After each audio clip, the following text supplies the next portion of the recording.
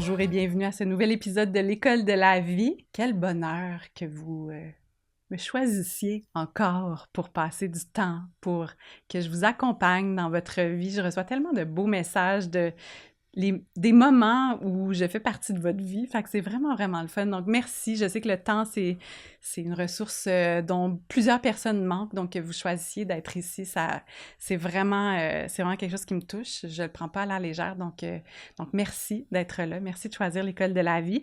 Et l'épisode qu'on va vivre ensemble aujourd'hui, c'est un épisode que ça fait longtemps que je mijote, auquel je réfléchis.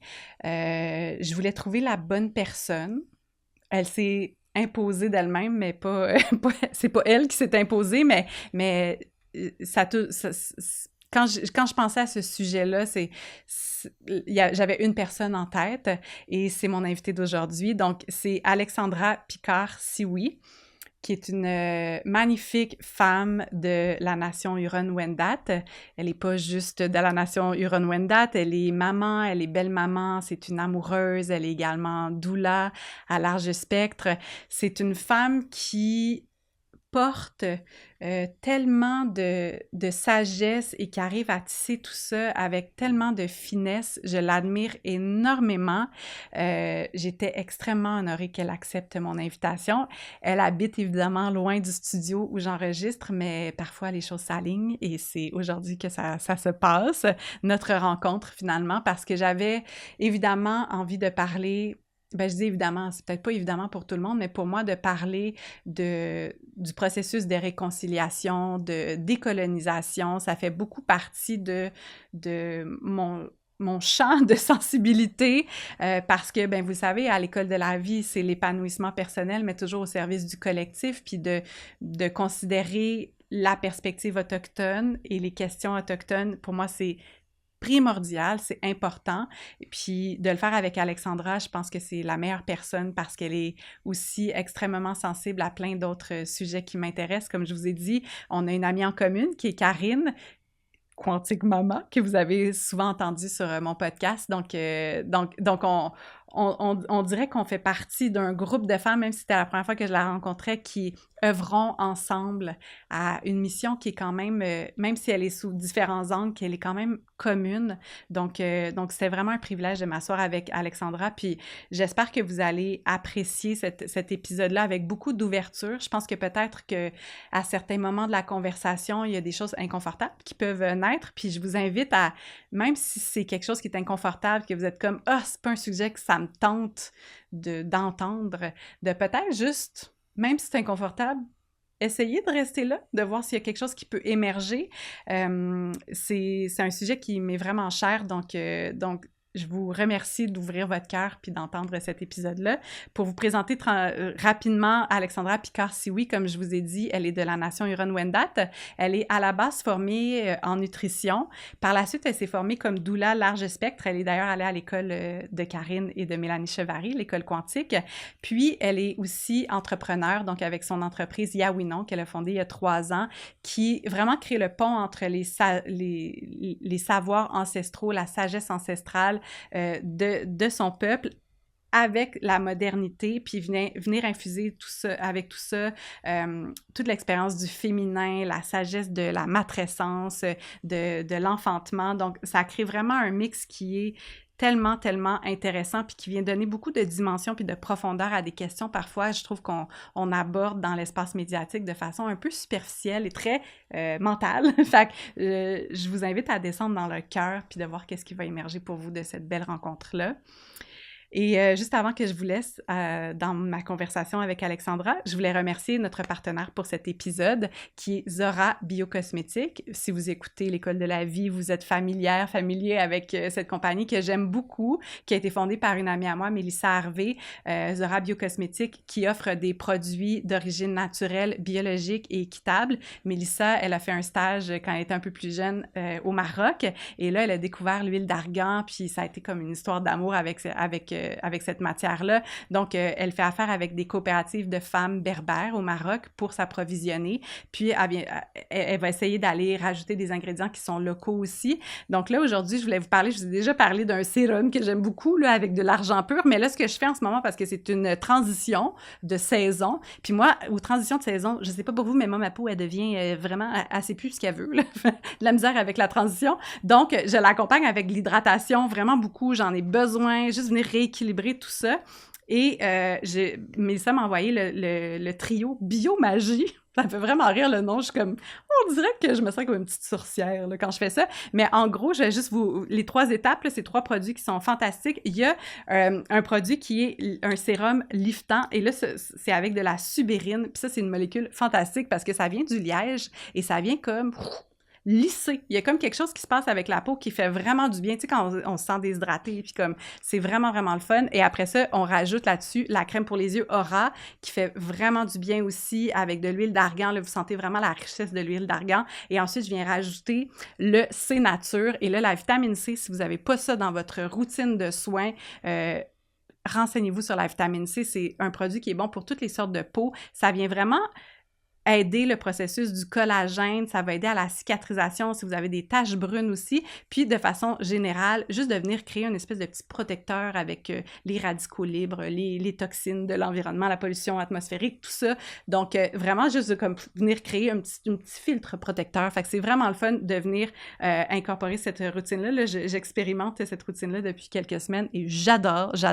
Donc, si jamais c'est quelque chose qui vous intéresse, si les produits pour la peau naturelle, c'est quelque chose dans quoi vous avez envie de plonger. Si vous ne connaissez pas, je vous invite à aller sur le site de Zora Biocosmétiques et vous pouvez rentrer mon code qui est cadeau de Vanessa pour avoir soit 20% de rabais sur votre achat. Mais si vous avez déjà commandé, là, c'est ça qui est le fun, c'est pas juste un rabais. En fait, on va vous donner un petit cadeau parmi mes choix de produits que je préfère dans la gamme de Zora. Donc, c'est le fun d'avoir des petites surprises quand on déballe. On a l'impression que c'est Noël avant le temps. Donc voilà, c'est cadeau de Vanessa sur le site de Zora Biocosmétiques. Et maintenant, je vous souhaite un super bel épisode. Alexandra, c'est tellement un honneur que tu sois devant moi. Je vais prendre juste un moment pour te remercier pour ta présence. Tu es une femme que, on le disait tantôt, là, on s'en parlait, je suis dans tes premières followers là, sur Instagram.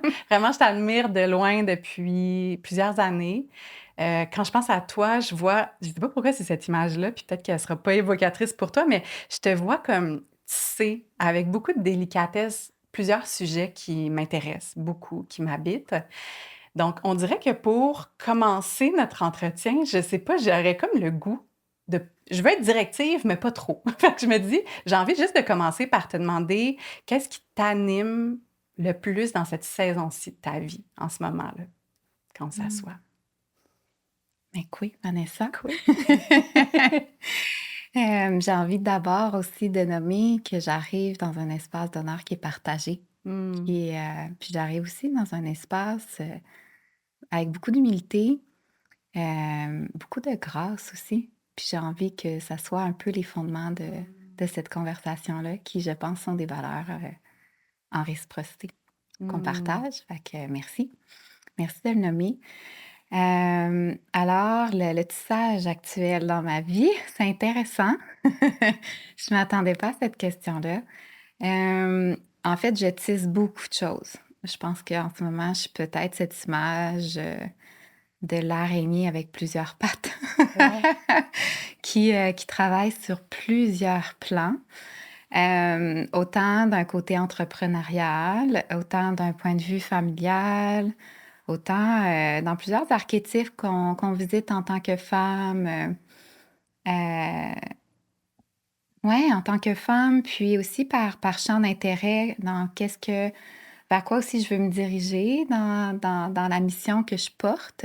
Donc, plusieurs réflexions de fond sont très en émergence à l'intérieur de moi dernièrement. Puis, je te l'ai nommé hors onde tout à l'heure, mais tu sais, je suis aussi en espèce de renaissance. J'ai vécu un épuisement l'hiver dernier, puis je me sens dans cet espace-là où justement l'espace créatif a une saveur très différente. Je me découvre. Ouais. La Gémeaux en moi aime bien papillonner sur plusieurs plans d'intérêt. Je vais dire ça comme ça. Je sais que je reste vague, là, Ouais, mais ouais. on peut plonger, là, si ça te parle. Non, mais je trouve ça beau aussi que tu nommes l'épuisement professionnel parce que quand je pense à être à plusieurs endroits en même temps, tisser, d'être impliqué Mm, émotivement sur plusieurs plans, mm, notamment à travers l'activisme, mais aussi être présente. Tu as une famille, tu as des enfants, tu es belle maman ouais, aussi. De tout tenir ça en même temps, c'est beaucoup humainement. mm, Puis je pense que c'est quelque chose aussi dans cette conversation-là que j'ai envie d'aborder, c'est la charge de tout ça, de porter cette charge-là, c'est beaucoup. Donc, merci de le dire en ouverture que ça fait partie mm, de tout ça. Mais disons que si on veut y aller dans un ordre plus conventionnel, là, de commencer un peu à placer, tu sais, je mhm, sais que ton identité Wendat est très forte et très affirmée. Ça fait beaucoup partie de ce que mhm. tu mets dans le monde, dans comment tu te présentes, dans les actions que tu poses.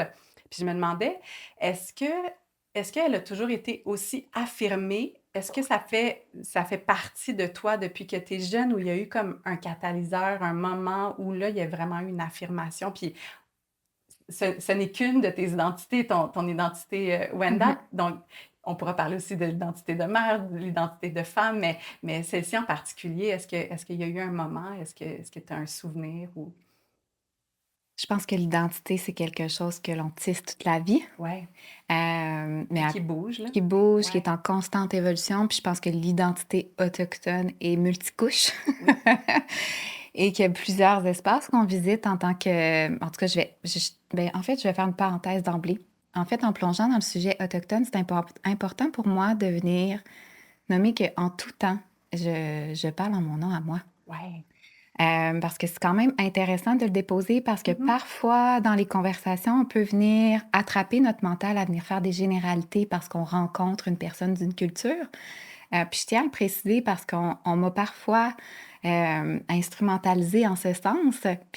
C'est zéro l'intention ici, là. Mais je pense que c'est intéressant de venir déposer que la conversation ici, je l'ai en mon nom à moi, au nom d'Alexandra. Mhm. Puis je ne prétends tellement pas avoir représenté, en fait, les Wendat, ni encore moins, tu sais, T'es les Autochtones. t'es pas une mascotte, là, Non, pas du pour tout. la cause autochtone. Pas du tout. Fait que c'est important pour moi Ouais. de le déposer d'emblée dans l'espace du podcast. Fait que pour revenir à la question identitaire, pour moi, mes racines Wendat ont toujours été profondes. J'ai grandi dans une famille qui avait une fierté identitaire forte de sa culture, qui, euh, qui m'a nourrie, en fait, dans mon évolution en tant qu'enfant, en tant Mhm. qu'adolescente, et après ça, tu sais, dans l'âge adulte, mes parents m'ont beaucoup soutenue en ce sens-là. Mais il y a eu un moment catalyseur, oui. En fait, dans les dernières années, c'est comme si cette identité-là a pris un ancrage et s'est révélée à moi dans toute sa roue de la médecine complexe, dans toutes ces facettes-là que l'on porte à l'intérieur de soi en tant qu'individu.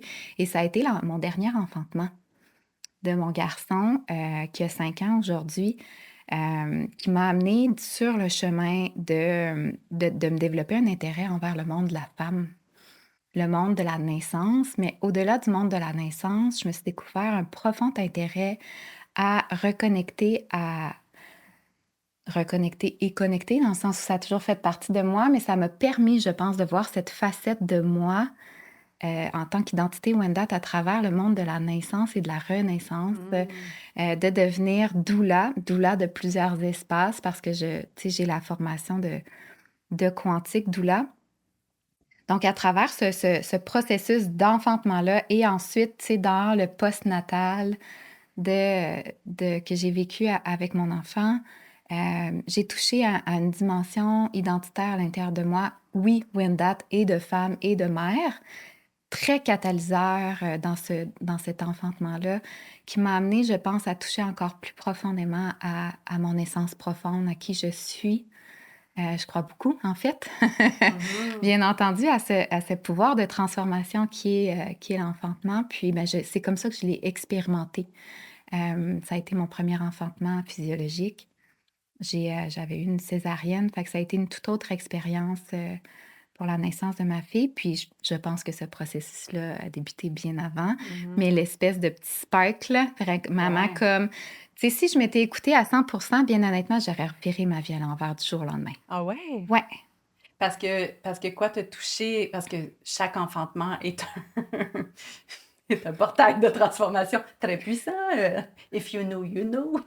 mais qu'est-ce que cet enfantement-là en particulier t'a permis de toucher? C'est comme ta puissance? ouais, Comme... Ouais, c'est ça, hein? ouais. C'est vraiment un sentiment de puissance et de toucher à cette essence du pouvoir créateur Ouais, de la femme qui fait partie vraiment, en fait, des mythes fondateurs de notre nation. complètement. De le toucher dans cette dimension-là m'a vraiment comme permis de justement toucher à des racines Mhm. que je savais pas qu'ils existaient à l'intérieur de moi au niveau Wendat. Et, Ouais. tu sais, aussi, c'est à travers cet enfantement-là que j'ai touché mon intérêt vers la spiritualité aussi. J'avais toujours fermé cette porte-là pour diverses raisons.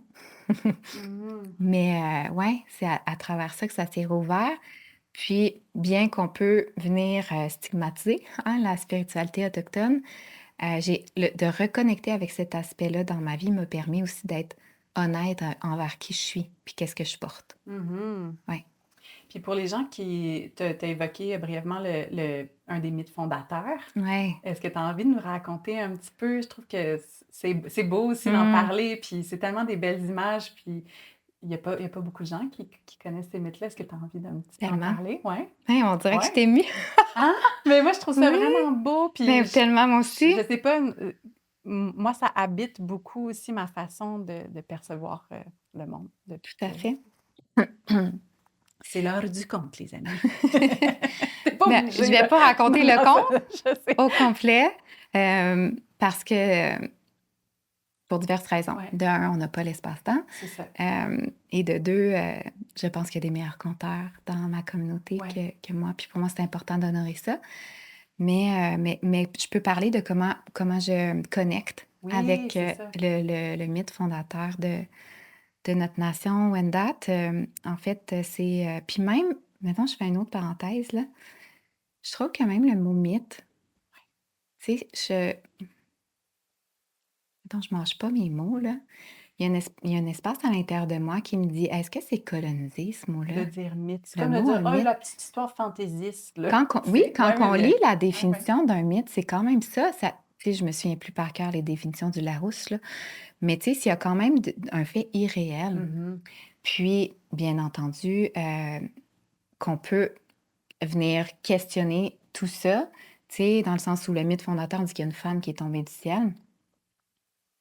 Ça peut être métaphorique. Mais pour moi, dans le mot légende ou dans le mot mythe, il y a quand même un grand essence de transmission, en fait, qui fait partie des racines ancestrales, la manière tu sais, qu'on enseignait, qu'on transmettait. Mhm.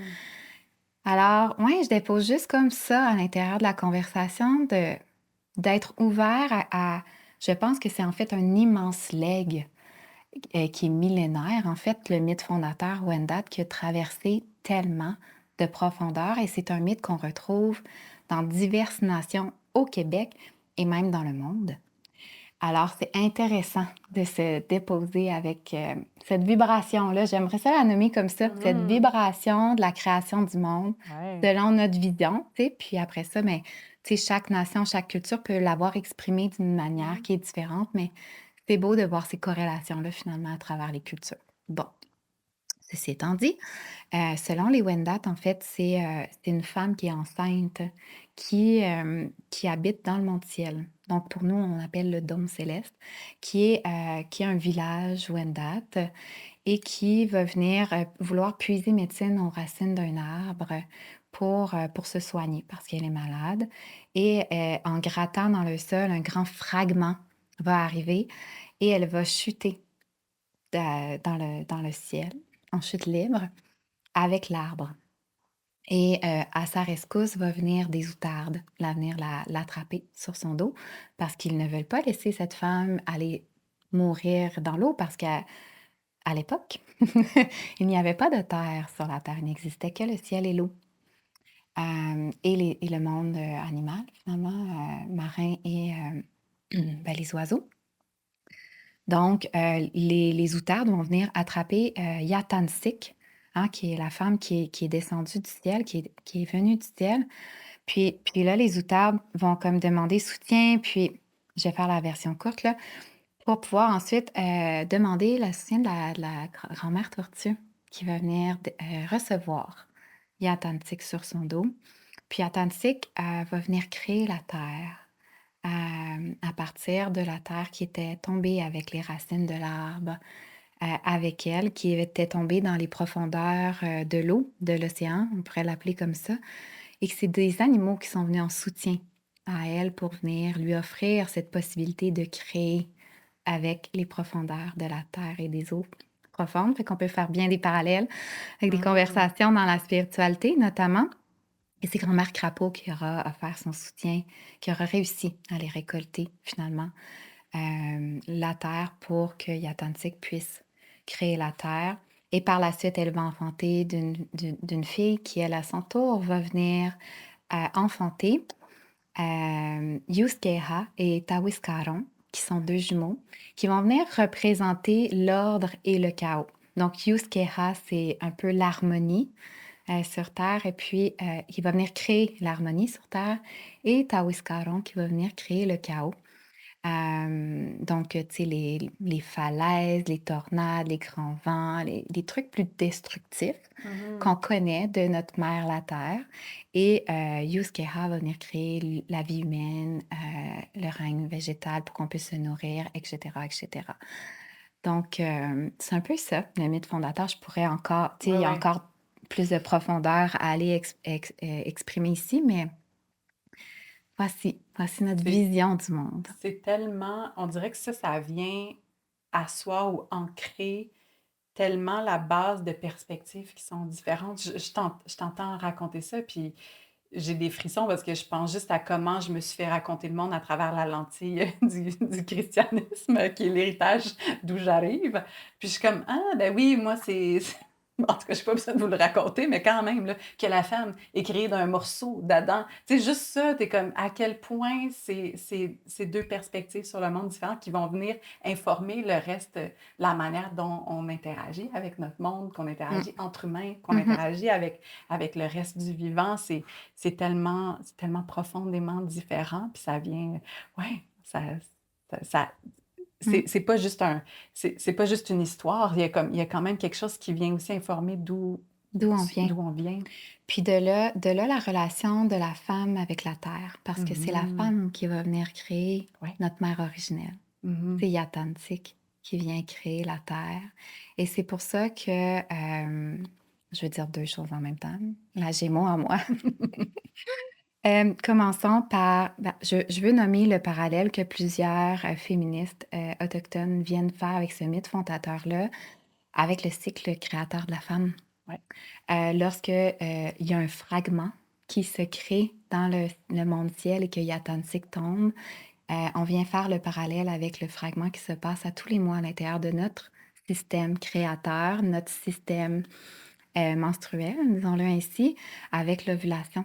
Donc, l'ovule qui va venir se fragmenter à tous les mois pour venir extraire, tu sais, libérer un ovule pour avoir une possibilité de création Mhm. et venir se déposer sur le dos de la tortue qui est la mère, qui est Ouais. l'utérus, et de venir prendre ancrage, prendre racine, créer ses premières racines de vie. Donc, je le dis vite pour, euh, pour illustrer ce propos-là. Fait que ça vient, Ouais. encore une fois, amener aussi cette relation-là qu'on peut avoir avec notre cycle, euh, notre cycle créateur. J'aimerais le nommer comme ça. Mhm. Ouais, ouais. Fait qu'il y a ce volet-là qui est intéressant et l'autre volet, justement, de venir faire ce parallèle avec la femme porte l'univers, porte la terre dans son utérus et à quel point on se permet finalement à travers diverses religions d'avoir changé cette lentille-là, d'avoir colonisé cette lentille-là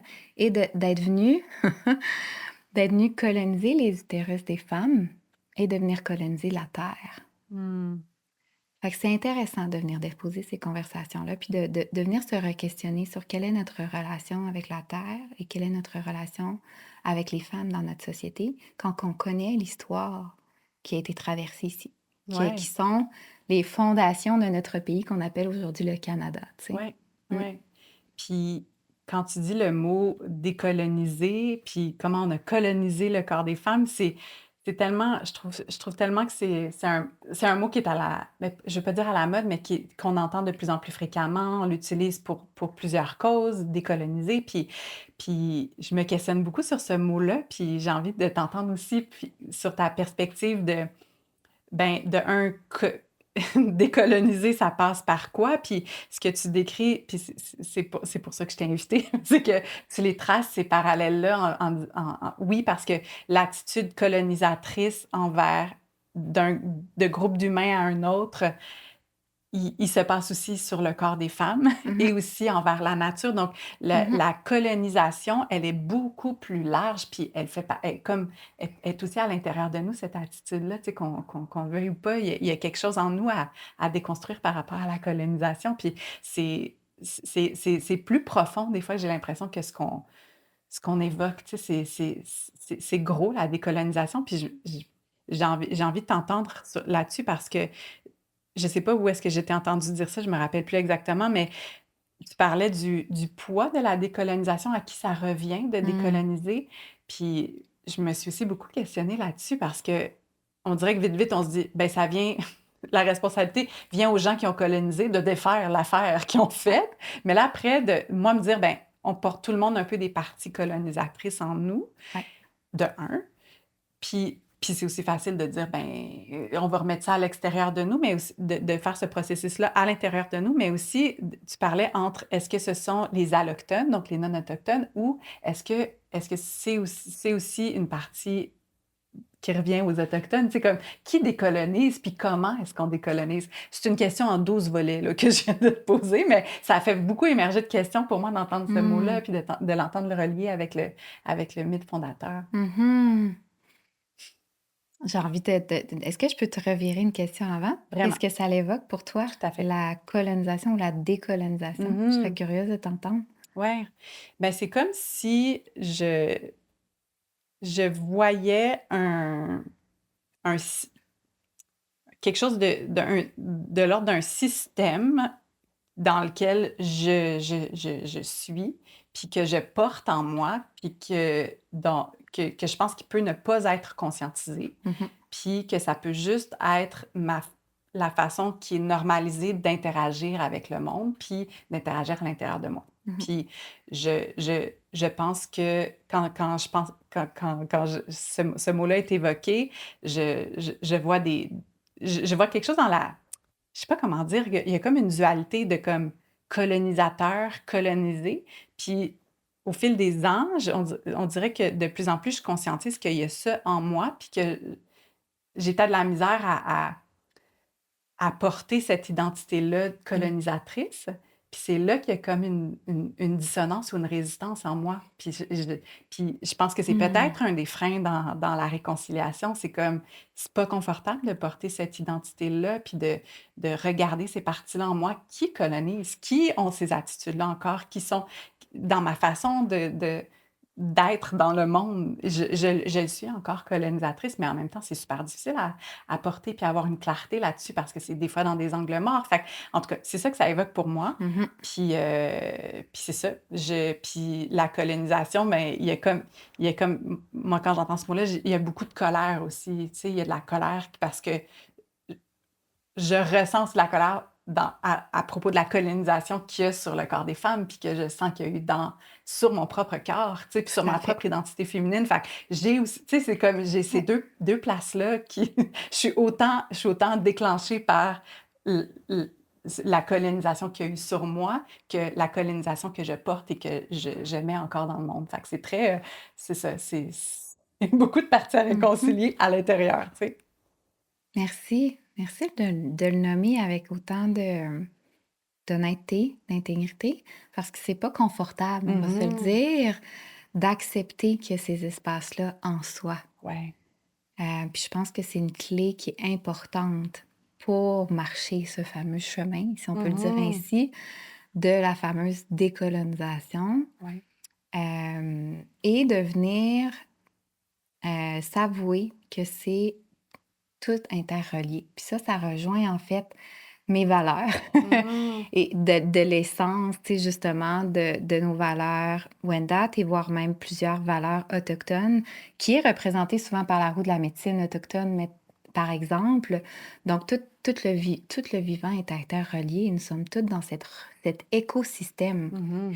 Et de venir s'en dissocier, c'est là qu'on vient venir se dissocier de soi, tu sais, des parties de soi et des parties du collectif de la société, tu sais. Et c'est ce que c'est venu faire, tu sais, la colonisation. J'ai envie de te lire un passage d'un livre. Est-ce que tu me permets de faire ça? Vraiment, vraiment.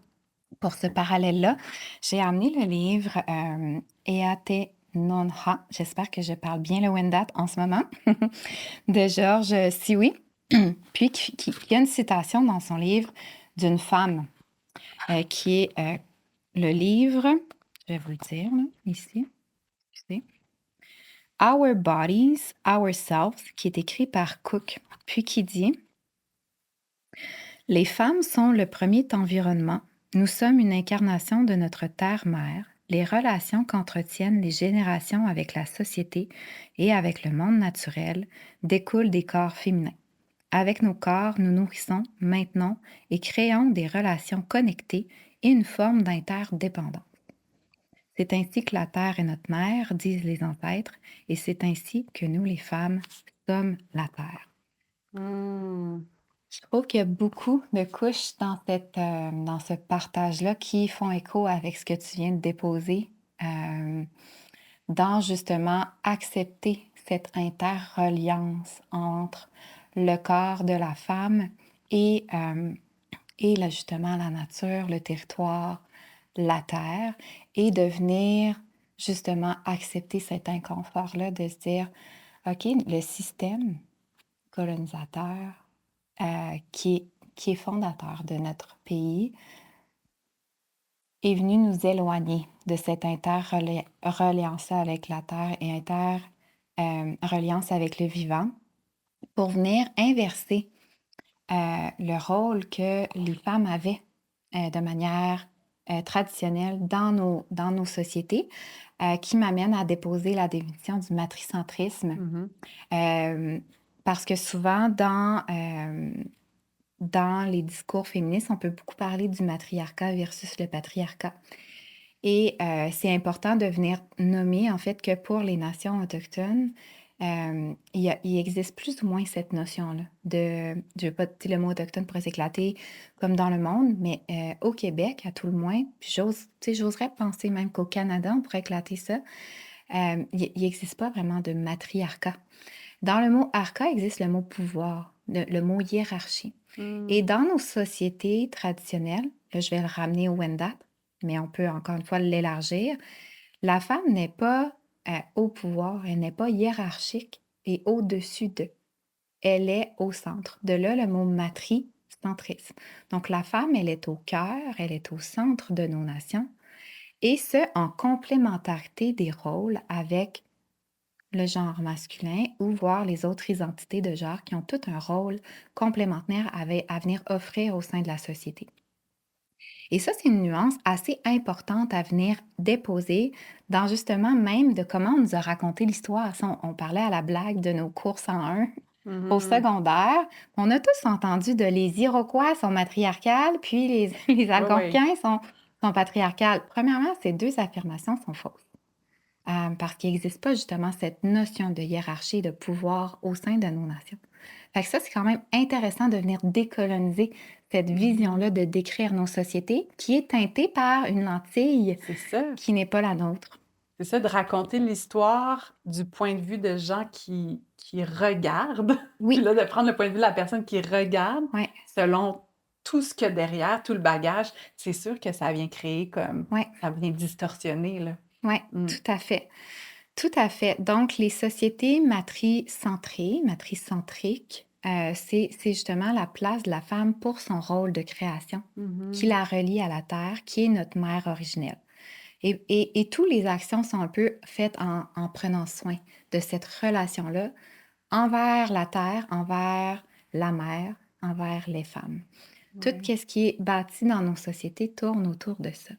Donc, il y a quelque chose de très profond à l'intérieur de ça. Et dans l'arrivée, tu sais, de la colonisation dans notre pays, bien, stratégiquement, lorsqu'on veut venir dominer, lorsqu'on veut venir coloniser, lorsqu'on veut venir exploiter, stratégiquement, c'est assez intelligent de venir s'installer avec le cœur de la nation, et c'est-à-dire les femmes. Donc, on est venu construire une société complètement à l'inverse de ce que c'était ici pour nous, Mhm. les Wendat, mettons qu'on regarde la conversation autour de ça, pour en venir créer un système qui est linéaire, qui est centré sur l'homme, mais qui nous éloigne de notre nature profonde, finalement. Et en créant ça, j'ai une autre citation à vous lire, si tu me J'adore ça. permets. Puis c'est un livre que tu as l'air d'aimer parce que Ouais, j'ai des il est petites fripé, là. pages. Ben Il est là, je l'ai fripé, échappé il est dans mon bain, noté. là. Ça, c'est un peu moi, gaffeuse comme je suis. Et là, c'est vraiment un passage de Georges qui dit que pour être viable, une société doit placer l'homme de manière à ce qu'il puisse voir la nature féminine comme la manifestation visible des lois de la vie et de l'univers. Dans une société non viable, l'homme se constitue lui-même un pouvoir matériel et politique qui fait qu'il se considère comme la source d'un ordre qu'il doit lui-même créer et maintenir. Mhm. Dans ces sociétés, la femme et la nature féminine, la Terre, deviennent des énergies à exploiter et transformer, toujours violemment en pouvoir masculin. L'homme est alors condamné à être une version pathologique de lui-même, vidé de sa substance. Celui qui est censé être le protecteur de la vie est devenu son propre destructeur.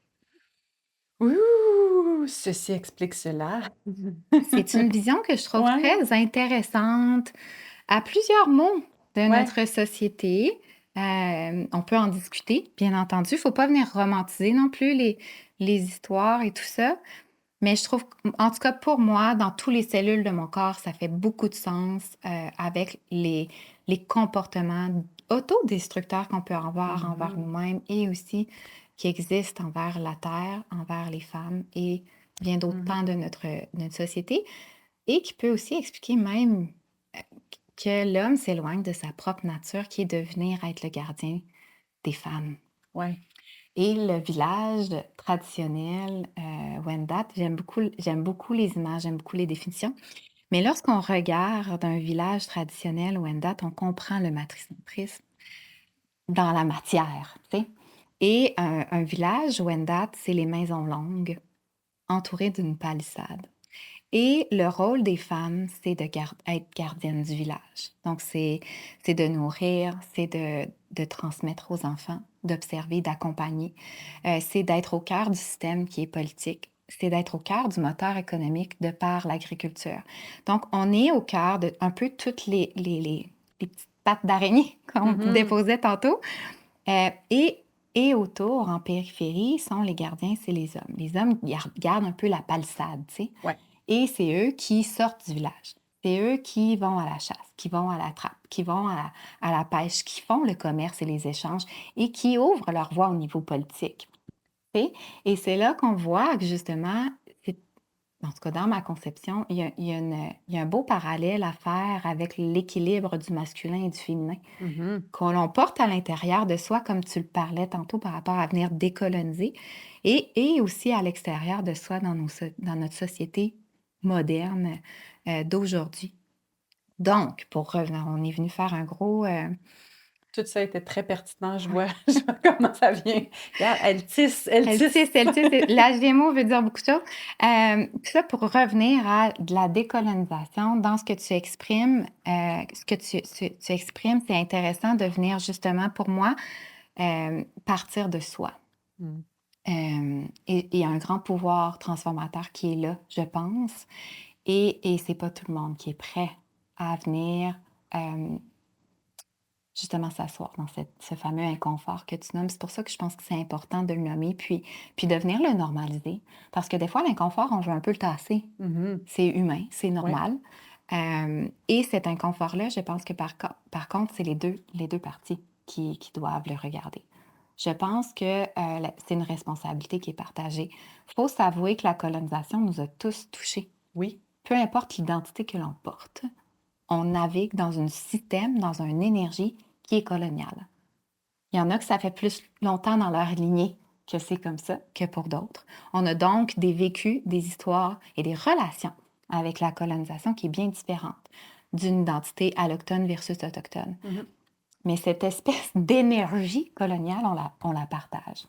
Et donc, cet inconfort-là, je pense que pour arriver un jour à avoir le dialogue de la réconciliation, faut que les deux parties s'assoient dans cet inconfort-là. Et j'aime parler du parallèle avec la décolonisation en donnant la définition de c'est quoi la colonisation. Et je pense que c'est sur Wikipédia, je me souviens plus de la source qui dit, mais vous allez reconnaître que c'est la colonisation, c'est de venir prendre possession d'un territoire en but d'en exploiter les ressources.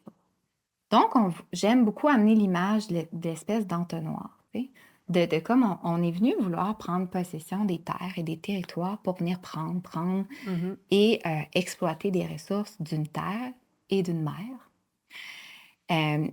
Et comme pour y en arriver, c'était pas suffisant, on est venu aussi venir infiltrer cette énergie-là colonisatrice à l'intérieur des individus à travers diverses stratégies, notamment la loi sur les Indiens, notamment avec la création des pensionnats autochtones et diverses actions politiques et religieuses qu'on connaît de notre histoire pour venir s'infiltrer jusqu'à l'intérieur des individus. Et donc, pour moi, la décolonisation, c'est un peu d'aller faire ce chemin inverse-là, des deux côtés, de Mhm. venir regarder nos espaces coloniaux à l'intérieur de nous et de venir s'asseoir dans ces inconforts-là pour venir détricoter de où est-ce que c'est un bagage. Est-ce que ce que je ressens là, ou est-ce que ma pensée automatique, elle m'appartient vraiment? Ou si elle vient d'un discours ou d'une cassette mentale qui est vraiment ce que moi je pense, par exemple. Donc là, ça rentre dans les biais cognitifs, tu sais. Ouais. Donc ça, c'est un volet, tu sais, du détricotage, de la décolonisation qu'on peut venir installer à l'intérieur de soi.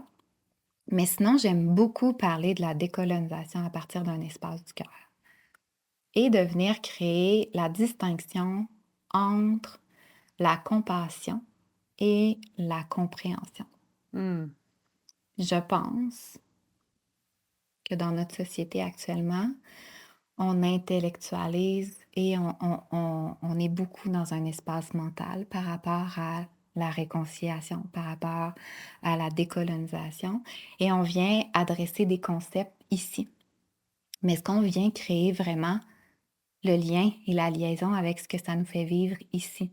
Et quand on descend ici, parfois c'est pas beau, comme tu le nommes. Parfois, il y a des sentiments de honte qui peuvent venir émerger, de la culpabilité, de la colère, profonde tristesse. Mhm. Tu sais, il peut y avoir toutes sortes d'émotions qui sont pas confortables à aller naviguer. Puis j'aime beaucoup faire le parallèle avec l'enfantement par rapport à ça. De se dire, si on veut créer quelque chose, si on veut vraiment mettre au monde quelque chose, il y a des contractions. Ces contractions-là ne sont pas confortables. Mais il n'y aura pas ouverture du canal s'il n'y a pas une contraction et une expansion par la suite. Ouais. Donc, pour enfanter ce nouveau monde que tout le monde parle dans notre société de la réconciliation, je pense que ça va d'abord passer par ces inconforts-là, ces discussions-là inconfortables à l'intérieur de soi et ensuite à l'extérieur de Ouais. soi. C'est tellement ça, ce que tu nommes, c'est de par... Puis je t'entends parler, puis ça s'applique sur la vie de façon générale, de dire est-ce Mhm. que mes pensées sont les miennes? Ou comme c'est de la programmation, ce sont des croyances, il y a plein de choses là, tu sais, qui nous viennent aussi de la génération précédente. Ouais. C'est, est-ce que c'est juste et c'est vrai pour moi en ce moment, ce que je pense, là, tu sais? Exact. Fait que c'est un travail de longue haleine, puis plus individuel. Tu sais, on dirait qu'on l'adresse comme étant quelque chose de presque juste politique. C'est sur cette couche-là, là, tu sais. On a tendance à faire ça, même avec la crise climatique, c'est genre, il faut qu'il y ait des lois, il faut que... Mais les gens qui sont placés là, ça reste que ce sont des humains avec un monde intérieur, avec des inconforts, avec des résistances. Puis c'est ça qu'on oublie des fois, je pense, de Mhm. faire le lien entre l'individu Mm. et après ça, les champs d'action. Puis je pense que c'est vraiment primordial aussi d'aller dans notre individualité puis de faire ce chemin-là. Puis même s'il y a ce désir de posture d'allié, on si j'arrive vers l'autre en disant: «Je veux être ton allié», mais que j'ai pas fait le travail intérieur, même si je veux pas, je vais avoir probablement des attitudes qui sont coloniales. Ça fait partie de moi Mmh. parce que je l'ai pas adressé. Fait il y a ça aussi, c'est comme si on c'est de trouver un peu l'ordre dans lequel on va faire. Puis il y a un exemple qui montre, parce que, ben, tu sais, je suis déjà allée dans la communauté de Quanichit pour un projet avec Tourisme autochtone il y a quelques années, puis j'étais déjà en contact avec certaines communautés, mais là, c'était quelques jours, j'étais dans la même maison avec une femme extraordinaire qui, mmh, est tellement merveilleuse. J'ai eu l'impression de connecter avec une sœur, là, tu sais, c'est comme Mmh. c'était une connexion tellement forte, puis je portais ma fille à ce moment-là, puis mon cœur s'est comme ouvert, ce que j'avais jamais ressenti parce que Mmh. effectivement, je le voyais beaucoup dans ma tête, avec beaucoup de pas vouloir faire de maladresse, puis vouloir bien faire les choses. Tu sais, le désir très, très sincère de vouloir bien faire les choses, mais aussi pas incarné. Tu sais, j'avais pas descendu en moi. Puis là, je vis cette expérience-là qui me fait poser toutes sortes de questions, qui me connecte à des parties de moi que je fais: «Oups là, on va aller s'asseoir avec ça, mais on le fera pas maintenant, mais de retour à la maison, je vais avoir un petit travail à faire, là». Mais je me suis rendu compte que quelques jours après, quand je suis revenue, mon chum, pour l'anecdote, il avait touché de l'herbe à puce, puis il avait vraiment des plaies sur le bras, puis ça lui faisait vraiment mal. Puis on est allé voir des aînées dans la communauté, des femmes qui ont donné une infusion qu'ils pouvaient mettre sur son bras, puis ça l'a guéri vraiment bien.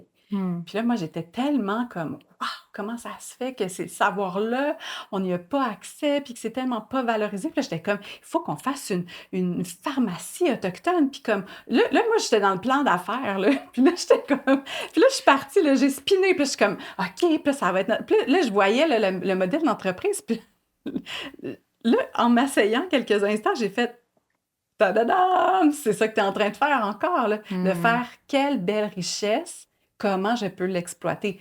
En voulant redonner, mais tu sais, tu comprends, il y avait Oui. quand même ça, puis ça a Mmh. tellement été inconfortable pour moi de réaliser à ce moment-là, là, comme tu veux bien faire, mais tu as pas encore assez intégré ces notions-là Mmh en toi, mh. puis ça a été vraiment, ouais, ça a été tough à quand je l'ai conscientisé, là, j'étais pas bien, là. Quand tu nommes la honte, il y avait plusieurs choses qui ont émergé, puis j'ai fait: «C'est ça, c'est que j'ai pas fait au Mmh. préalable le travail». Tu sais, je suis juste partie avec toutes mes belles intentions, mais j'avais pas conscientisé toutes ces choses-là, tu sais. Mmh.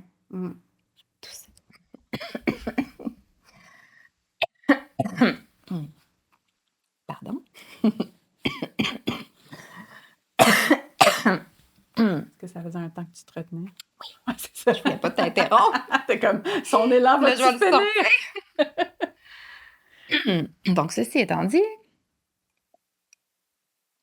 ce qui est intéressant dans ce que tu nommes, c'est une clé super centrale, je pense, dans le chemin de la décolonisation et de la réconciliation. C'est de reconnaître avec dans un espace d'humilité la différence entre l'intention et l'impact. Ouais. Et ça, là, Ça, on peut-tu dire que ça s'applique aux conflits, aux dynamiques humaines de façon générale? général. Dire quand quelqu'un te dit: «Hey, tu m'as blessé» ou quand tu as dit ça, ça m'a heurté pour telle raison, Ouais. de dire: «Ce n'était pas mon intention». Comme ouais, Et j'aimerais attirer ton attention juste au mouvement que tu as fait. ouais, Ce n'était pas mon ouais. intention. Vois-tu l'espace colonial de ramener à toi? Mmh. Encore une fois, Ouais, tu sais, c'est super fascinant de juste de venir déconstruire ça, par ouais, exemple, ouais. dans le discours, dans la conversation, de se dire, encore une fois, on vient ramener la vulnérabilité d'une personne qui est devant toi, qui ouvre sa voix dans un espace de réconciliation parce qu'elle dit, ça m'a fait mal, ce qui a été déposé ici, ce qui a été nommé, ce qui a été fait, peu importe. Ouais. Et là, de dire, mon intention n'était pas telle. Of course, Mmh. of course, je crois profondément que l'humain est bon et Mmh. que les intentions sont rarement, vicieusement, c'est comme voulu intentionnellement d'être mauvaises. Ouais. On peut ramener cette conversation-là aux colons Mmh. qui croyaient venir nous sauver. Ouais. C'est leur intention de base. On peut la questionner là. Mmh. Mais j'ose penser qu'il devait avoir une bonne intention, Ben oui. tu sais? Alors, c'est pas parce que l'intention, elle est bonne que l'impact reçu sur l'individu n'est pas violent. Et ça, c'est un noyau tellement important dans la conversation, d'être un allié et de venir s'asseoir avec cet inconfort-là et de venir d'être capable de se regarder, de dire, OK, je vais écouter. Je ne vais pas venir prendre de Mhm. l'individu qui est en face de moi. Je vais venir entendre.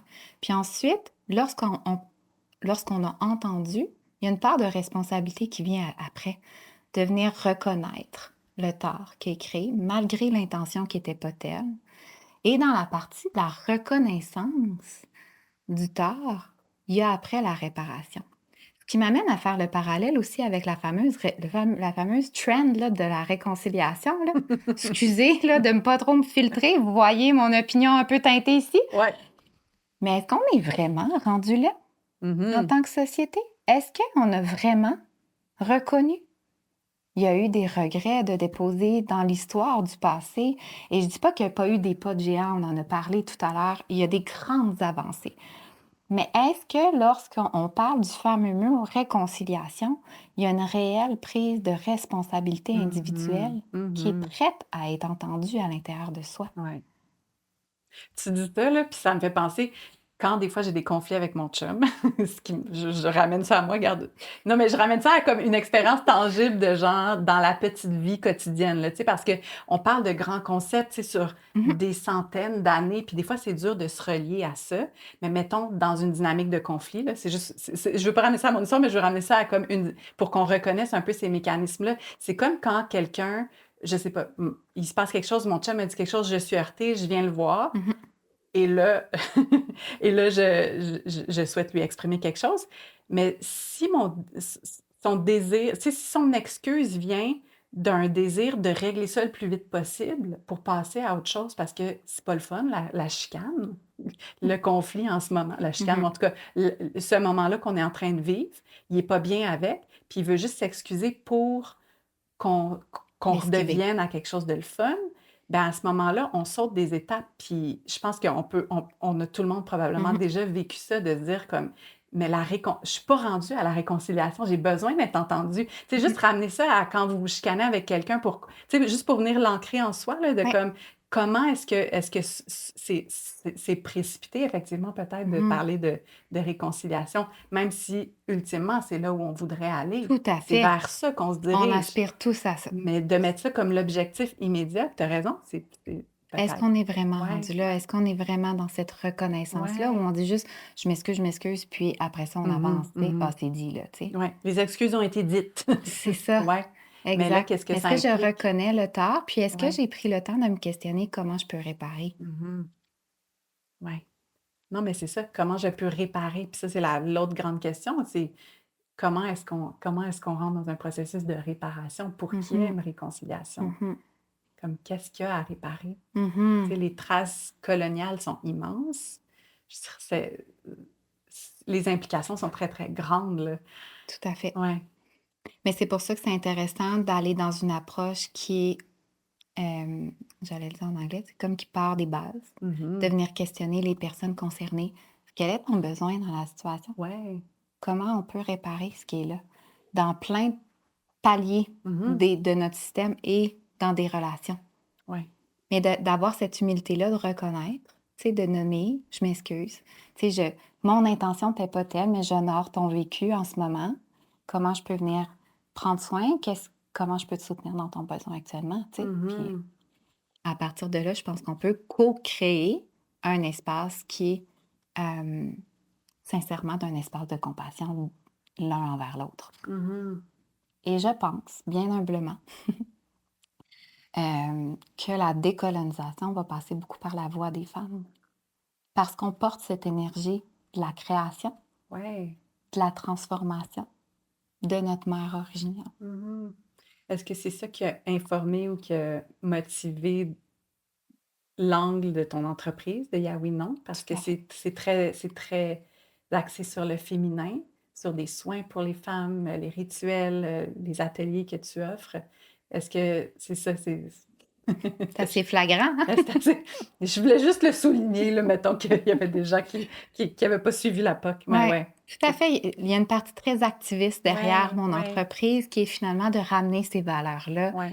matricentriques au cœur de notre société. C'est pour ça que comme ma phrase clé, c'est les femmes sont au cœur de nos nations. Hmm. C'est l'objectif derrière, un peu la mission de vie qui m'appartient tellement pas. En fait, l'entreprise, pour moi, c'est une création qui est aux femmes, qui est un Ouais. espace, qui est offert aux femmes pour venir connecter à cette valeur-là matricentrée et de se mettre au centre d'abord soi, en tant que femme, en tant que d'avenir réconcilier, tu sais, ces fameux espaces-là à l'intérieur de soi si complexes et après ça, d'aller à la rencontre de l'autre, d'un espace qui est beaucoup plus authentique et sincère. Mhm.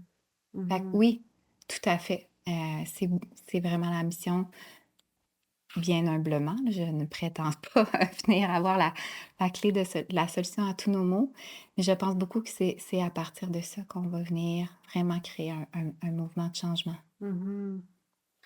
Puis quand je vais parler pour moi, mais tu sais, je suis très attirée par tu sais, je te parlais du mythe fondateur, il y a la spiritualité autochtone de façon générale, la façon de voir le monde, le matricentrisme, ce sont toutes des valeurs avec lesquelles je résonne beaucoup, qui font beaucoup plus de sens que la culture de laquelle j'arrive. Puis, t'es pas obligé de répondre, puis peut-être que ma question, t'es comme, ça me regarde pas, puis j'ai pas envie de répondre, puis je vais honorer ça si tu t'es comme, c'est de la merde, c'est correct. Mais mettons, comme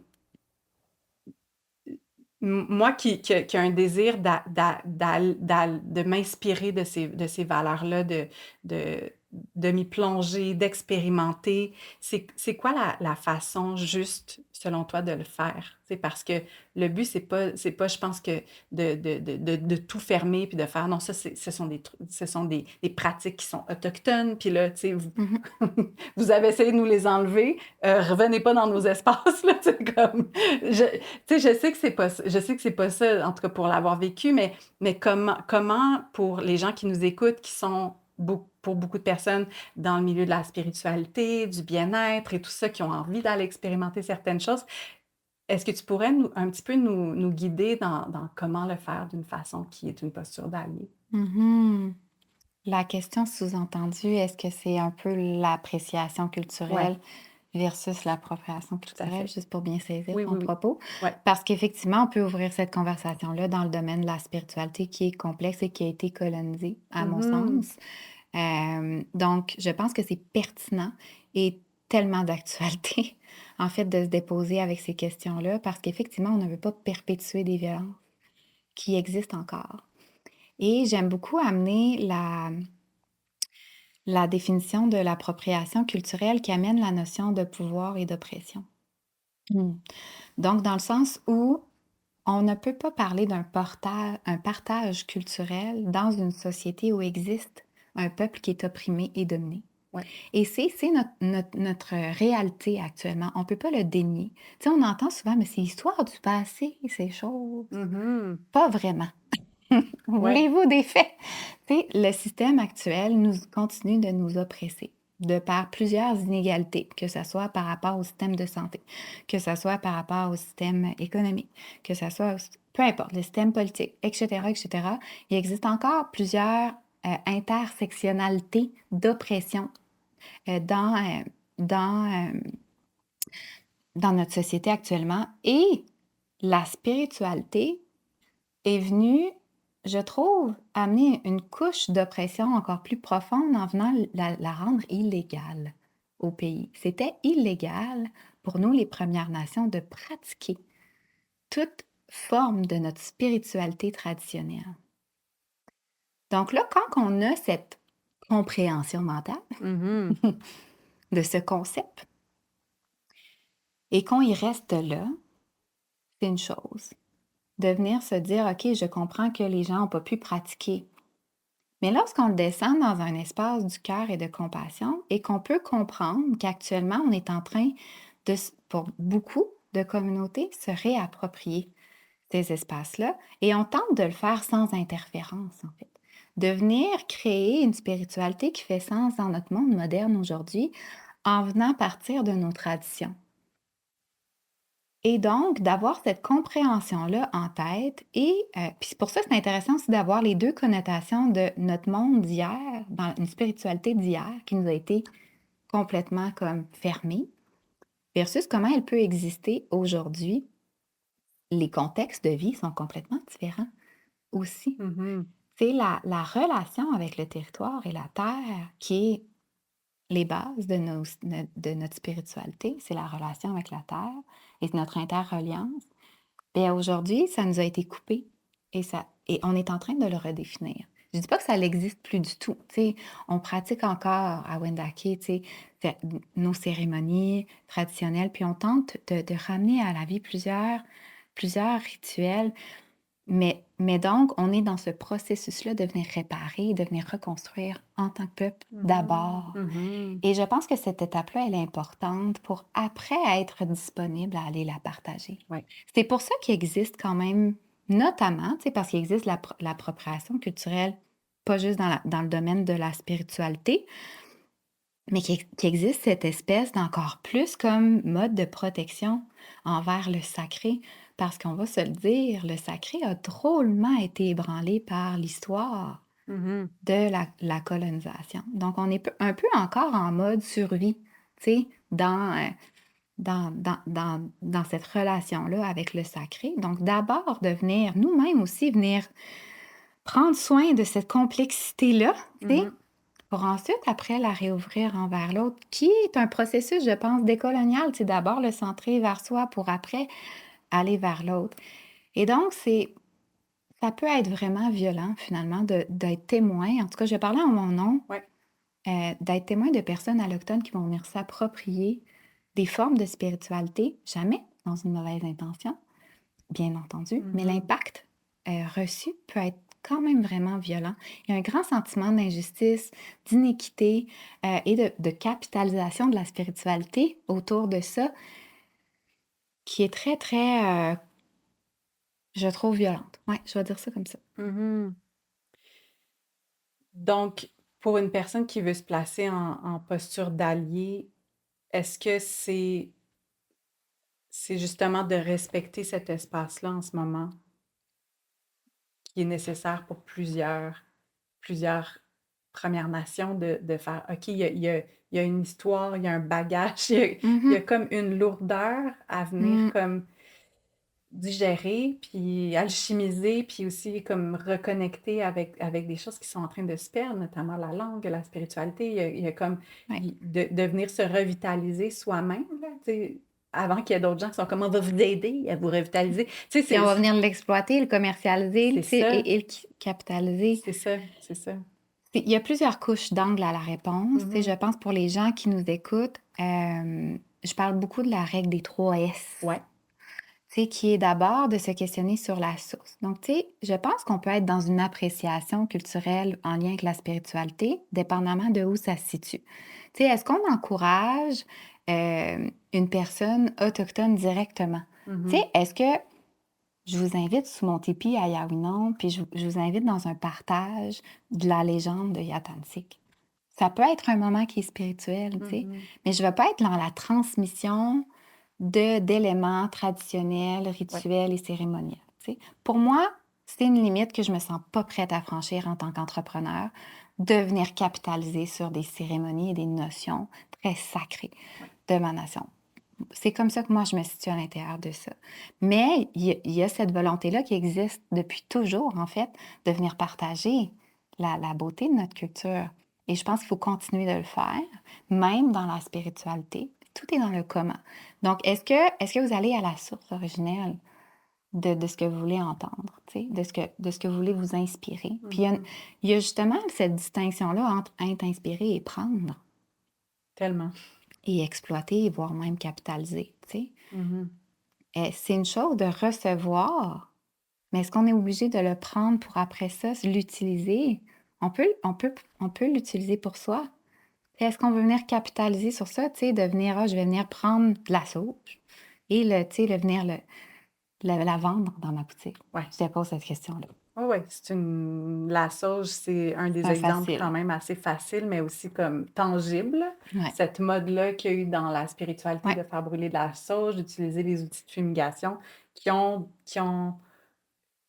une place dans certaines cultures, puis là, après ça, de se l'approprier, de l'acheter n'importe sur où, Amazon. sur Amazon, mettons.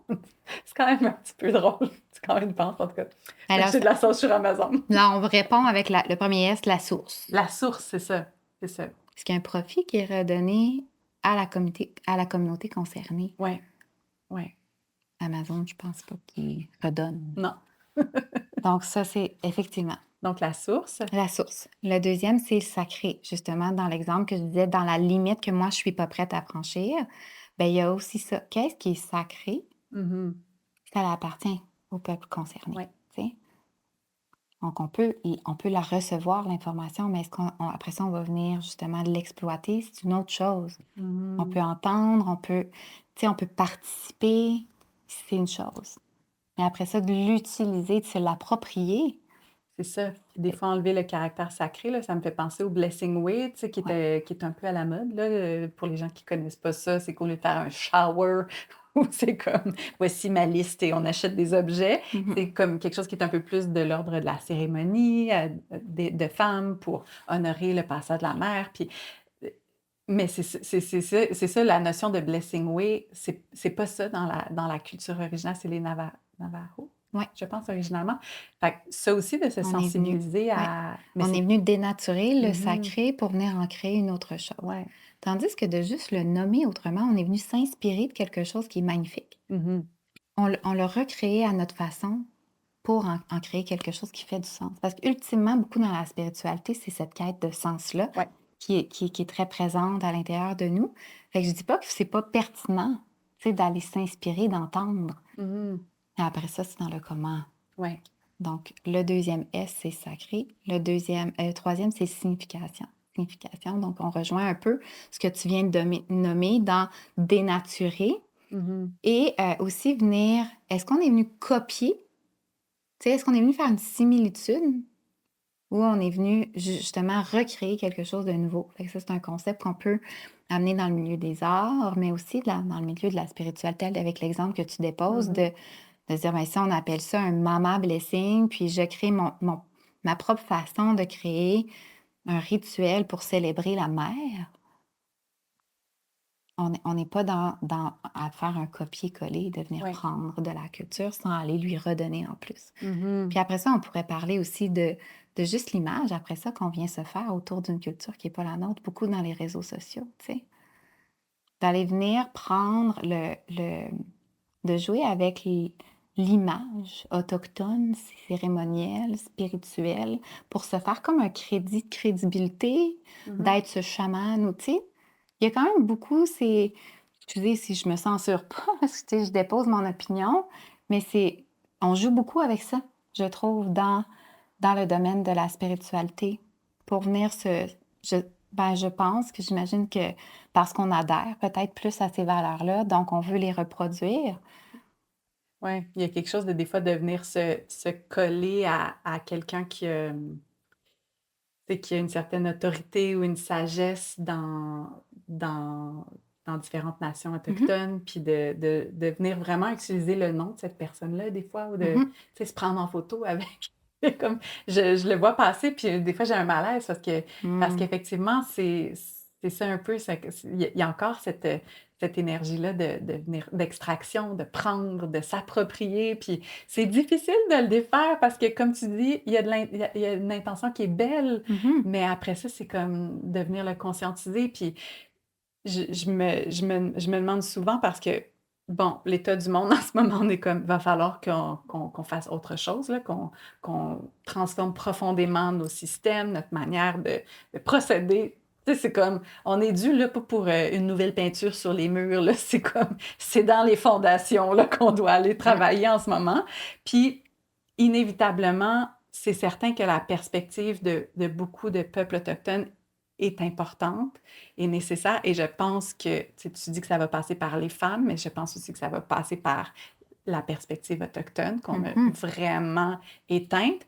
Mais est-ce que tu crois qu'il faut qu'il y ait d'abord une réconciliation pour qu'on soit capable de travailler ensemble pour cette immense, c'est pas le mot problème, mais bon, je sais même plus comment le nommer, là, mais en tout cas, Le chaos? le chaos de façon générale, pour être capable de bâtir ce nouveau paradigme, puis changer les choses. Comme, est-ce que tu crois que même si, même si on n'est pas réconcilié, il y a quelque chose, tu sais, parce que je pense à l'urgence, je pense à plein de choses, je suis comme, mais est-ce qu'on peut travailler ensemble quand même, ou tu crois qu'il y a d'abord quand même ce processus de réconciliation-là qui doit être fait? Comment est-ce qu'on peut, tu sais, parce que des fois, on est en conflit avec des gens, mais on doit, mettons, gérer un truc, je sais pas, mais tu sais, comme un Mm. triplex. Mais on n'est pas bien avec nos voisins, mais comme, c'est ça, est-ce qu'on doit d'abord régler ces choses-là, où on est, tu sais, comprends-tu ma question? Elle est pas claire, hein, mais... Je pense, je la comprends. Je vais essayer de répondre, tu me OK, diras si. vas-y. La réponse serait oui. Je pense que oui. Je pense qu'en fait, c'est essentiel. Je Mhm. pense qu'on peut pas se dissocier. C'est pas ça le but. Ouais. Tu sais, ça a été un peu ça la division qui a été infiltrée par ce système colonial-là. Puis je pense pas que c'est par ça que ça doit passer Mhm. pour venir prendre soin de ce qui existe dans ce chaos que tu exprimes, tu sais. Donc non, je crois beaucoup au pouvoir de s'unir, mais après ça, c'est dans le commun aussi. Ouais. Je pense que la clé pour être là, c'est oui, on peut s'unir puis travailler des dossiers communs. Puis oui, utilisons nos valeurs, nos principes de base, tu sais, juste le développement durable, tu sais, on va se le dire, c'est un concept assez de base qui fait partie intrinsèquement de nos valeurs C'est ça. traditionnelles, tu sais. Mais là, c'est comme, on revitalise ça actuellement, mais utilisons ces sagesses, ces savoirs-là, mais tout est dans le comment. Mhm. Comment on va venir l'appliquer et est-ce qu'on va venir instrumentaliser ou, tu sais, le fameux mot tokenisme, les Mhm. Autochtones dans cette gestion de C'est conflit-là? ça. Ou est-ce qu'on va venir vraiment les impliquer de par le début de la conversation et non pas de venir mettre une personne autochtone dans un comité XY quand c'est quasiment fini, là, le projet, là, Mhm. tu sais, Mhm. parce que là, ça paraît bien dans la réconciliation Ouais. d'impliquer les personnes autochtones dans le processus, tu sais. Mhm. Donc, je pense que c'est dans le comment qu'il faut s'asseoir dans plusieurs inconforts. Puis parfois, c'est des processus qui peuvent être plus longs quand on se pose les questions comment. Puis des fois, dans les gestions de crise, on n'a pas le temps. Ouais. Puis on est dans un système qui veut aller très, très vite. Ouais. Mais je pense qu'il y a une grande sagesse dans le rythme. Le fameux Mhm. Indian time, là, qu'on dit à Ouais. la blague, là. Je pense qu'il y a quand même une sagesse de laisser agir aussi certains cycles, Mhm. certaines saisons à des questions. Ouais. Et de venir impliquer les personnes concernées d'abord, tu sais, de les entendre, de les écouter et de peut-être s'asseoir dans l'inconfort de «Oh mon Dieu, que c'était pas comme ça qu'on voyait aller le projet, puis que ça va venir prendre 4 ans de plus», puis, Mhm. tu sais, mais d'être à l'aise avec cette reconstruction-là. Je sais pas si c'est Mhm. clair ce que Oui, oui, j'essaie oui, tout à fait. d'exprimer. Vraiment, vraiment. Tu as réussi à répondre à ma question floue avec une réponse qui n'est pas floue. Bravo.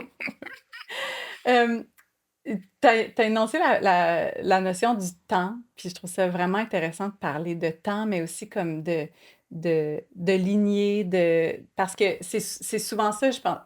Si je parle de la perspective alloctone, puis des gens autour de moi, la manière dont c'est évoqué, des fois, c'est comme, tu l'as dit tout à l'heure, là, le fameux «c'est des affaires du passé», ben oui, mais moi, c'est pas ça, tu sais. Puis je me demande comme, comment est-ce que c'est quoi ton rapport, puis là, je dis pas le rapport des Autochtones, ton rapport, Alexandra, toi, à tes propres lignées, puis au transgénérationnel, tu sais, comment est-ce que, parce que je sais pas si c'est ça dans la culture Wendat, mais cette image-là qu'on est comme cette génération-là, qu'on a les deux bras, je sais pas comment je veux pas me l'approprier, là, j'ai entendu ça quelque part, puis on dirait que c'est une image qui m'est Mhm, restée, mais qu'on est la personne au centre entre 3 générations avant, puis 3 générations qui vont suivre. Fait que mhm, nos gestes ont un impact sur le avant puis le après. mhm.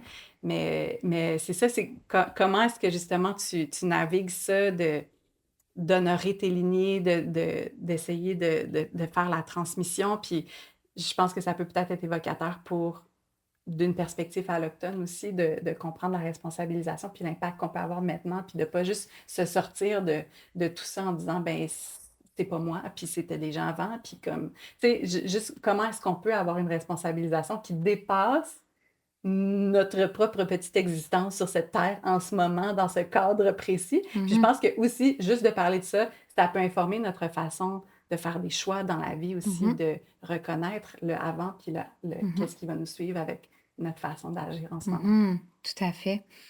Puis je pense que c'est intéressant de l'amener justement dans ce que tu exprimes. Il y a une grande part de spiritualité, veux pas, Mhm. d'assumer une part d'acte et concret ici et maintenant, tu sais, d'assumer cette responsabilité-là qu'on a de porter un bagage, tu sais, des 7 générations qui nous ont précédés et les actions que je choisis de faire et d'incarner maintenant vont servir aux 7 futures générations. Ah, c'est 7 et 7 de chaque bord. Moi, je l'avais divisé en Ben, deux, c'est je pas m'étais bête, dit. c'est pas bête. Mais dans le fond, il y en a Peut-être 7 avant, 7 peut-être après. qu'il y a eu ça aussi dans peut-être. Je connais pas tout non plus. Mais c'est justement, je pense que c'est par excuse-moi. Pardon, je repars de loin.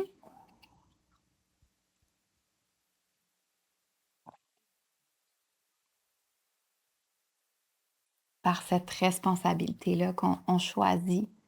C'est ce choix de libre arbitre de dire j'ai envie de m'impliquer, tu sais. Mm. J'ai envie de prendre responsabilité sur ce qui a existé dans ma lignée, dans ce qui m'a été transmis. Puis qu'est-ce que je veux transmettre après ça à mon enfant, puis aux enfants qui vont suivre par la suite, tu sais. Mhm. Puis qu'on soit autochtone ou pas, tu sais, je pense que c'est une question qui est très légitime pour venir s'inscrire dans plus grand que soi, tu sais. Ouais. Ouais. J'ai oublié ce que j'allais dire. Ça m'échappe. Désolée. Ouais. Mais c'est juste, on dirait, devenir, quand tu dis le mot responsabiliser, mais s'impliquer aussi, puis de Mhm. reconnaître avec quoi on arrive, Mm. qu'est-ce qu'on porte, tu sais, Ouais, puis qu'est-ce qu'on veut transmettre ou pas transmettre, puis comme, tu sais, tout à fait. juste de prendre, on dirait qu'il y a comme une posture de solidité dans, Ouais, OK, moi, je joue un rôle là, là-dedans, tu sais. tout à C'est fait. comme, j'ai un impact, je peux transformer ce qui s'en vient, mais reconnaître qu'est-ce que je porte, qu'est-ce que je veux alchimiser, qu'est-ce que je Ouais. veux transmettre ou transformer, ou, mais c'est ça, parce que c'est facile d'être un peu dans le mode désespoir aussi sur plein de questions, puis être juste comme, eh, Subir, tu sais. subir, ouais. Tout à fait. Puis je pense que c'est intéressant, justement, de venir prendre soin de ce que ça nous fait vivre. Mm. Ces histoires intergénérationnelles de notre arbre généalogique, peu importe. Peu importe l'identité qu'on porte, comme ça ramène à la conversation du début, de se dire, on porte cette énergie coloniale-là dans nos histoires familiales. Qu'est-ce que ça me fait vivre? Comment je peux en prendre soin? Comment je peux venir offrir de la compassion dans ma lignée, dans l'histoire de ma grand-mère, dans l'histoire de mon grand-père, peu importe, puis même avant, tu sais. Mhm. Comment je peux venir m'offrir un espace de guérison puis d'alchimie, un peu comme tu disais, pour venir enlever ces couches-là, tu sais, qui nous appartiennent pas, en fait, et partir d'un processus créatif qui est vertical à qui on est, tu sais, puis à partir, après ça, pour aller transmettre à partir d'un espace. Je réutiliserais le mot sans interférence, tu sais, de ce bagage d'énergie coloniale, tu sais. Mhm. Puis ça me fait penser que, justement, en fait, avec Yawinon, je veux lancer un projet, un programme en ce sens-là, de développement personnel, de comment aller à la rencontre de tous ces espaces-là à l'intérieur de soi pour marcher le chemin de la posture d'être un allié, Mhm. avoir les 2 parties prenantes assises dans l'espace du cercle. Donc je suis avec 2 femmes allochtones et moi-même, puis on va venir tenir des espaces de conversation entourant un peu toute la discussion qu'on vient d'avoir aujourd'hui. Parler, d'ignorance active, parler de colonisation de la spiritualité, parler de s'asseoir dans les fameuses émotions inconfortables de la honte, de la colère, de la culpabilité. Parler des rituels pour venir prendre soin de ce que ça nous fait vivre, de venir s'inspirer justement de nos valeurs matricentrées pour l'amener dans notre vie actuellement, tu sais. Donc, on crée actuellement cette offre-là qui va être disponible en janvier pour justement créer un espace collectif qui fait sens. Donc, ça revient un peu à la conversation que tu me déposais. Mhm. Est-ce que c'est ensemble? J'y crois profondément. Je crois que profondément que ça va partir de cet espace-là. Fait que c'est pour ça qu'on va créer la rencontre. Ça va s'appeler comme ça. Ouais! C'est Parce le que je fun. pensais au mot comme réunir, tu sais, s'unir soi-même pour après ça aller à la rencontre de l'autre et se réunir. Puis il y avait quelque chose de profondément faux. Mmh. Il n'y a jamais eu d'union. Alors, allons à la rencontre. Ouais, c'est déjà pas pire. Et ça m'amène à nommer aussi l'espace du deuil. Tu sais, je pense que dans les deux côtés, il y a, puis, et aussi dans l'espace intergénérationnel que tu nommes, il y a beaucoup d'espace de fin de cycle, de se laisser mourir, de laisser mourir notre ère actuelle pour pouvoir reconstruire sur des nouvelles bases. Ça peut être un processus très grand. Bon, Mmh. je l'entends à l'échelle d'une société, mais je pense qu'il faut être prêt à ça. C'est pas confortable un deuil. Ça nous amène à visiter bien des espaces et bien des émotions. Mais comment qu'on peut se soutenir dans un espace de sororité comme le projet que je tiens pour créer cette petite semence à l'intérieur de Ouais. soi pour renaître et enfin se rencontrer. Mmh. Ouais, c'est important de le nommer ce mot-là, deuil, parce qu'il a été vraiment catégorisé à une façon précise de vivre comme Ouais. une facette du deuil, une facette de cette expérience-là qui est le deuil, mais de Mhm. façon plus large, effectivement, en ce moment, on doit faire le deuil de façon de vivre, Ouais. de système, de nos bases, là, d'une certaine façon, tu sais, juste, puis nos identités, de les laisser aller pour bâtir sur quelque chose de nouveau. Puis je pense que dans le processus de réconciliation, C'est c'est inévitable inévitable. Ça va faire partie de ce processus-là. d'acceptation. Ouais, ouais. C'est vraiment riche tout ce que tu viens de nous partager. Merci de ta patience avec mes questions floues, puis comme qui évoluent pendant que je suis en train de les nommer. Merci beaucoup pour ta générosité puis aussi, puis ta justesse de posture très verticale là-dedans. Je l'apprécie. J'apprécie, c'est ça, j'apprécie ta posture vraiment beaucoup. Merci énormément. Puis j'ai envie de te poser, on va parler de Yawinon, puis comment, parce que là, tu as parlé de ce qui s'en vient avec Yawinon, mais il y a déjà des choses qui existent en ce moment pour les gens qui se sentiraient interpellés puis qui ont envie d'aller à ta rencontre, Mhm. justement, puis avec ce que tu offres. Mais le fil conducteur de cette saison-ci de l'École de la vie, pour moi, il y a beaucoup le mot courage qui revenait. Fait que j'avais juste Mm. envie de te poser par curiosité ou juste peut-être que ça va faire émerger quelque chose. Qu'est-ce qui te demande d'utiliser ton courage, ou en tout cas de qu'est-ce qui te demande du courage en ce moment dans ta vie ou de façon un peu plus large, comme sur quoi tu dois impliquer du courage? Mm.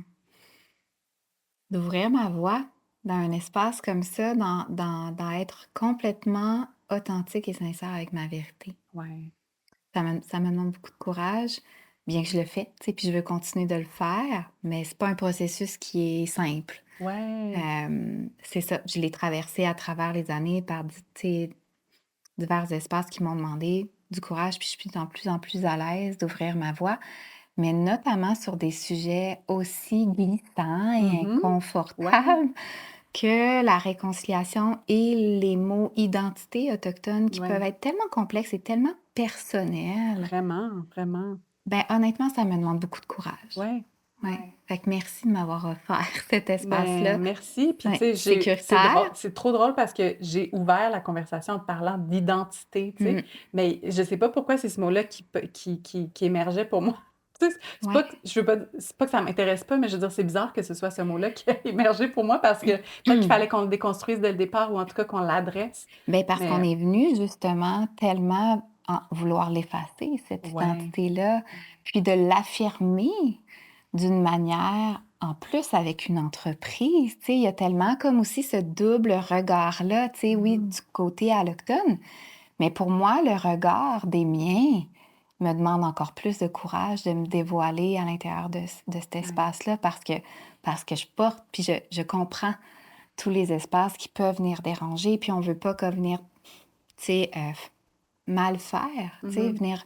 venir poser des gestes qui peuvent avoir un impact Ouais. blessant, tu sais, même à l'intérieur de dans notre propre communauté. Fait que je dirais quand même que mon chemin entrepreneurial et le fait qu'il existe beaucoup de prises de parole dans mon entreprise par des ateliers, par des podcasts, par des cercles, peu importe, Ça me demande constamment de me ramener dans cette verticalité-là, d'être beaucoup humble, puis pour ça que c'est une valeur que je ne veux jamais perdre de vue, d'être dans cette vulnérabilité-là, cette humilité-là, pour rester dans mais ça demande du courage, puis Mhm. quand même une force, importante. Je veux reconnaître que ça te demande du courage, puis que c'est pas juste comme brrr, super Non, facile comme processus. tu sais, on Merci. revoit la petite Alexandra du primaire qui se faisait, tu sais, vraiment ben, j'ai vécu le racisme, tu sais, à Ouais. l'école. Parler, tu sais, je me dis: «Ah wow, là, tu sais, you got Mhm. this girl, là», tu sais, Yes! à 36 ans, tu vas Ouais. comme ah, je viens comme émue, puis ça va Ouais. parler, tu sais, au nom des femmes. Ouais, je trouve ça beau. Mhm. Mhm. Ouais, c'est comme de rechanger la dynamique, là. C'est Ouais. comme, tu sais, moi, je veux t'entendre. Puis je suis désolée, je suis tellement, c'est ça, comme, je suis tellement désolée que vous ayez vécu Mmh. ça, puis tu sais, c'est ça aussi, c'est comme, moi aussi, de me laisser être émotive par rapport Ouais. à ça, d'être comme, hey, c'est ça, je te vois, puis Mmh. c'est ça, comme... Ouais. Mmh. Bon, ben, je voulais qu'on parle de ton entreprise. On peut. C'est le moment. Oui, tout à fait. C'est un espace qui est vulnérable aussi, mon entreprise. Ben, on en a quand même listé, tu sais, quand même des mots dans le sens de la mission que Ouais. Yawina porte, de venir ramener ces valeurs, du matricentrisme au cœur de notre société, mais au cœur de l'intérieur de soi. Puis comment ça s'exprime au sein de mon entreprise? Ça s'exprime par diverses offres. Donc, que ce soit par un espace d'un Tipeee à Wendake. Donc, j'ai le privilège, en fait, parce que c'est un grand privilège en tant que personne autochtone pour moi d'avoir accès à une terre euh, pour commercialiser. J'aime pas bien, j'adhère plus ou moins à tout ça, mais bref, mon entreprise et venir partager la mission que je porte. Donc, il y a un Tipeee où est-ce qu'on tient divers ateliers, Mhm. des journées de retraite, des cercles de femmes euh, et de personnes avec des utérus pour venir parler de divers sujets entourant le pouvoir créateur, je vais le dire comme au sens large, que ça soit de l'accueil des menstruations des jeunes filles, en passant par le processus de devenir mère, de Mhm. l'enfantement, de ce que ça peut nous faire vivre. Éventuellement, on aimerait beaucoup aborder le deuil périnatal. On a tenté par le passé, ça n'a pas levé. Et le postnatal, un peu tous ces cycles de transformation-là que Ouais. la femme va venir passer à travers sa vie, fait partie des cycles de transformation qui existent dans les racines Wendat. Mm. On avait des noms traditionnels pour chacune de ces phases-là de notre vie. Donc, je trouve ça beau de venir se ramener à ces passages-là dans la vie de la femme pour venir justement toucher à notre essence, qui est en constante évolution en tant que femme. Mm. Donc, il y a cette offre de service-là qui existe. Et Scoop, on dévoile-tu un scoop? Ben, On le dit-tu? mais Ben, j'ai eu la grande nouvelle, en fait, la semaine dernière que je vais pouvoir, que j'ai attaché le financement pour construire l'espace, la maison longue, que je vais l'appeler, de Yaouinan sur cette terre. Donc, l'offre de service que je parle en ce moment va pouvoir exister 4 saisons, tout au long Mhm. du cycle de l'année, et non pas juste dans une saison estivale, dans un tipi. Le tipi va rester, mais il va avoir cette maison longue-là pour qu'on se retrouve autour du feu, pour venir offrir nos ateliers. Fait que je suis très, très, très touchée de le dévoiler ici, mais je pensais pas en Ouais. parler. Et je le ressens, fait que c'est sincère. Ouais, ça veut dire que dans pas si longtemps, à Wendake, tu vas avoir ton espace, 4 saisons, la maison longue.